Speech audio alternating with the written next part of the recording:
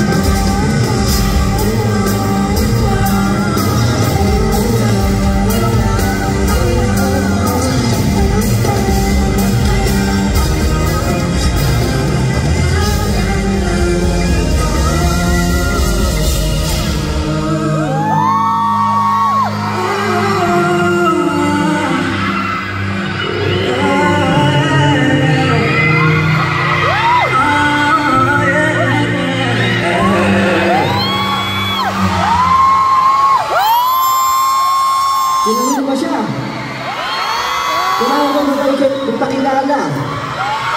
Siyempre, everyone, alamat mo! Maraming salamat, brother. Grabe ka. Thank you. Grabe yun. Alam nyo, siguro brief background lang sa Lights Out. Pinasa ko sa kanya yung demo ko kasi ginawa ko siya the day before ko ipasa. Tapos pinasa ko sa kanya ng mga 10 PM. mga 3 a.m. meron na. Kompleto na. Diba? Kaya nagulat ako. Sabi ko, grabe ka bro. Tapos napaka, alam mo, kung di nyo matatanong, isa si Mo talaga sa, for me, isa sa mga pinakamagaling sa industriya. Promise. Sobra. Thank you so much. Sobra. Para sa akin, di pa nabibigyan yung justice, yung kasikatan ni Mo at ng buong alaman. Kaya maraming salamat po. May gusto ka bang sabihin mo?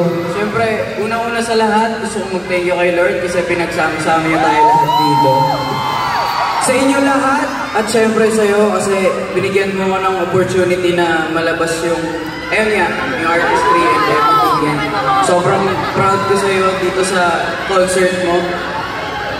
Ayun, wala akong masabi, nagulat ako.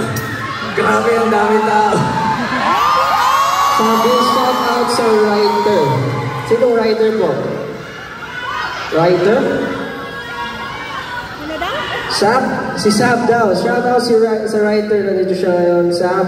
Shout out sa'yo. Anyway, ayun po. Baka sobrang... Bro, thank you. Thank you. Thank you so much. Ako, sobrang malaking opportunity to for me para makakuha si Mo. Isang gem in the industry. So, thank you so much, bro. More power. And, Congrats. love you. Wait lang, may sasabihin pala ako bago ko umalis. Mamayang gabi, may i-announce kami na surprise na dito rin gaganapin sa New Frontier Theater. Sa December yan. Sana supportahan nyo. Maraming salamat. Yes, thank you. Maraming salamat, brother. Good luck. Manonood ako sa'yo. Enjoy the night! Yun, grabe yun.